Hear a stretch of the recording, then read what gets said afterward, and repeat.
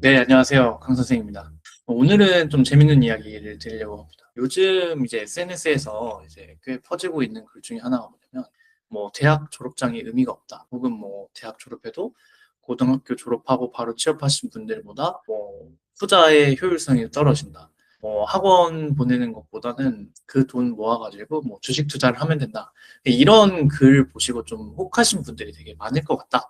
라는 생각을 했습니다. 그래서 그 이야기를 좀 오늘 해드리려고 하는데, 제가 이제 SNS에서 본 글이 있어요. 그래서 뭐 2억 5천의 가치를 지니는데 대학교를 안 가면은 뭐 2억 5천을 벌고 시작한다. 뭐 이런 이야기가 있더라고요. 그래서 글을 하나 올려드릴게요. 그래서 대학까지 드는 총 비용이 대략 한 2억 5천만 원이다라고 계산을 하신 것 같아요. 그래서 뭐 사교육비, 등록금, 생활비, 기회비용 이런 것들을 조금 합산해서 이렇게 좀 이야기를 해주신 것 같은데 이게 얼핏 보면 정말 이제 그럴듯한 생각이 들어요. 저도 혹해가지고 이게 맞나? 약간 이런 생각은 했었거든요. 근데 이제 하나 좀 여쭤보고 싶은 게 그러면 대학을 안 갔을 때 이제 그 2억 5천이 내 현금으로 이제 딱 생기는 건가? 라고 생각해 보면은 그건 또 아니지 않나? 라는 생각이 들더라고요. 그래서 이 사교육비라는 게 뭐 입시를 사실 포기를 해도 어차피 지출되는 구조이기도 하고 생활비는 뭐 아시겠지만 대학 안 가도 그냥 나가요.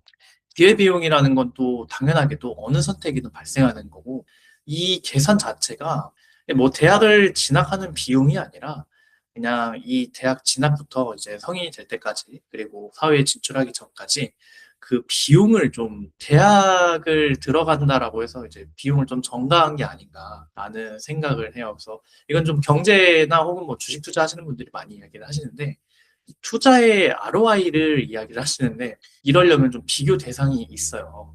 그래서 비교 그럼 대상을 뭘로 잡아야 될까라고 하면 단순하게 대학이 변수라고 했을 때 대학 안 간 자녀의 4년 동안의 생활을 좀 우리가 봐야 되는데 그런 이야기는 사실은 이 글에는 좀 제시가 되어 있지 않고 그리고 이제 두 번째로 좀 이야기를 해봐야 될 게 이 취업이 안 된다라는 게 사실은 대학을 포기해야 되는 이유가 될까요? 라는 생각이에요.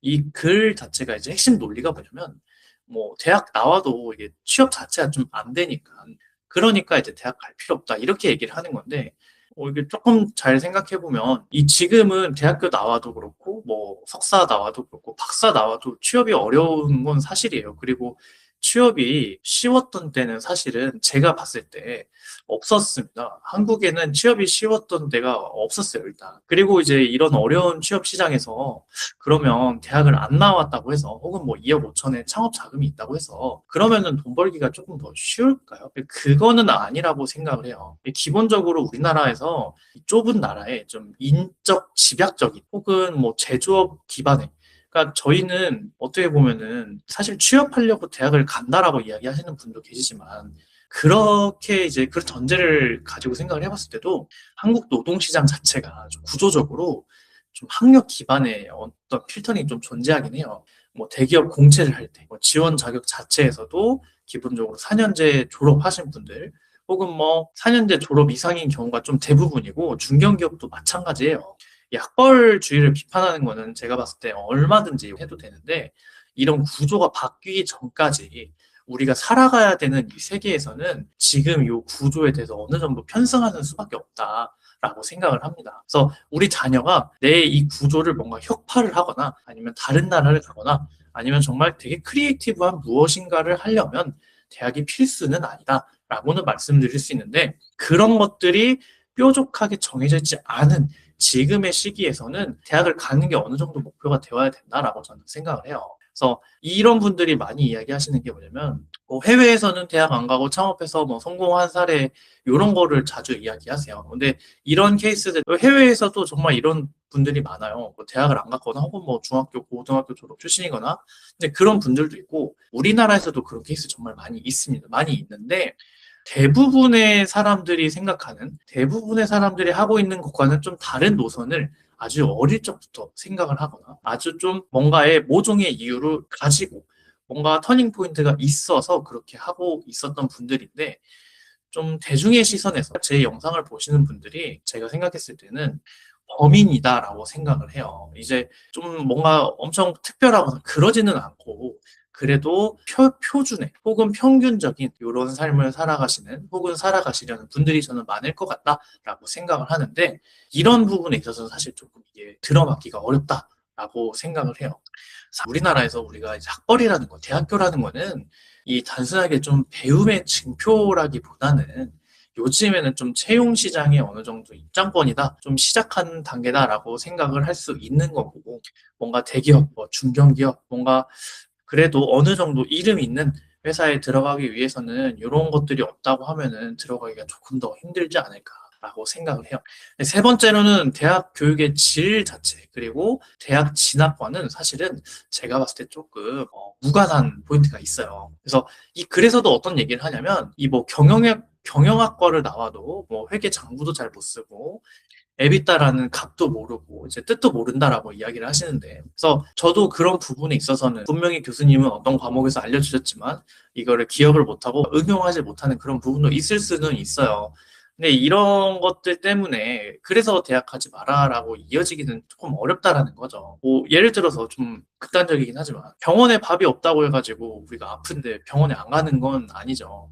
우리가 좀 필요한 거는 병원 밥의 좀 질의 개선, 혹은 뭐 맛있는 밥을 좀 식단을 가져오는 약간 그런 개선이지 병원을 포기하자라는 거가 아닌 거죠. 사실은 제가 말씀드리고 싶은 건 대학 교육의 질이 아쉽거나 뭔가 좀 응용이 어렵다라고 한다면 이거를 더 잘 활용하려는 노력을 기울이는 거는 학생이 되어야 돼요. 학점을 전략적으로 관리를 하던가 복수 전공이나 뭐 다른 관심 있는 전공들을 조금 더 해가지고 스펙을 구성을 하는 방법도 있고 대외 활동이나 인턴 같은 걸로 현장 경험을 쌓는 그러니까 그런 것들이 필요한 거지. 대학을 내가 써먹으려고 하지 않고 대학이 뭔가 나에게 좋은 장점을 못 주는 것 같아요라고만 하게 되면은 이거는 제가 봤을 땐 조금은 어려운 포인트가 되지 않을까라고 생각을 해요.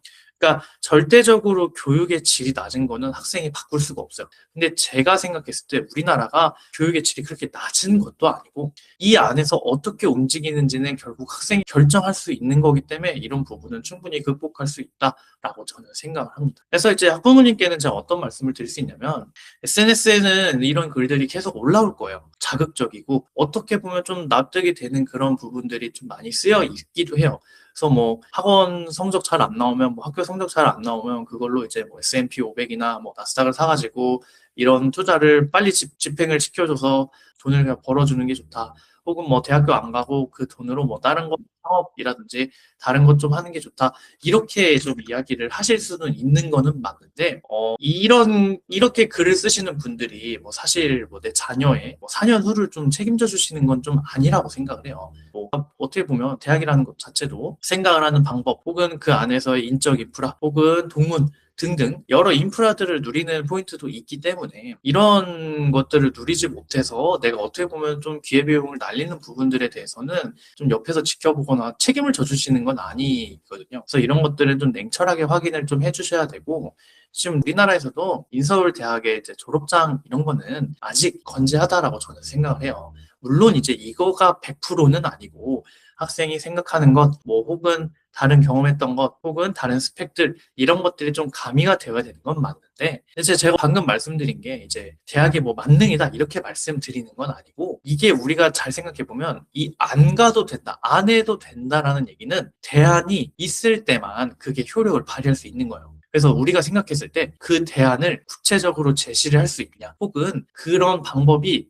어느 정도 로드맵이 잡혀 있는가, 그렇지 않다면 지금 입시에 집중하시는 게 맞다라고 생각을 하고 흔들리지 마시고 지금 할 일을 하세요. 이제 어떻게 보면 나와 나의 자녀, 이 한국의 입시 제도에서 내가 뭔가의 대안을 가지고 있다고 하면 저는 그 대안을 찾아서 그거에 대해서 노력을 하면 된다라고 생각을 합니다. 그렇지 않다면 SNS 한 줄에 좀 흔들리지 않으셨으면 좋겠습니다. 지금 우리 자녀와 우리에게 좀 필요한 건 어떤 냉정한 분석, 그리고 그것을 향한 노력인 거지, 그냥 이런저런 정보들에 흩날려가지고 이제 여기저기 왔다 갔다 하면서 시간이나 노력을 좀 허비하는 거는 안 될 것 같다라고 생각을 합니다. 그래서 요약을 하자면, 대안이 있으면 이런 얘기들이 괜찮은데 대안이 없고 단순하게 그냥 뜬구름 잡는 이야기다라고 한다면 요거는 충분히 의심해 볼 만하고 내가 지금 하고 있는 거를 조금 더 노력해 볼 필요가 있겠다라고 이야기 드릴 수 있겠습니다. 네, 오늘 말씀드린 것 좀 어떠셨나요? 이제 앞으로 입시하시면서 이런 내용들 많이 들어보실 거고, 입시 끝나도, 그리고 취업을 준비할 때도 정말 많이 들어보실 내용이에요. 저도 실제로 대학을 졸업하고 대기업에 들어갔다가 이제 요 입시를 하는 사람으로서 이런 내용들이 정말 자극적이고 와닿을 수 있는 내용이지만, 실제로 우리 삶을 바꿀 수 있는 내용들은 오늘 우리가 하고 있는 노력 하나하나에서 나온다라고 생각을 합니다. 네, 저는 다음 영상으로 다시 찾아올 거고요. 재밌으셨으면 좋아요와 구독도 같이 눌러주시면 감사하겠습니다. 고생하셨습니다.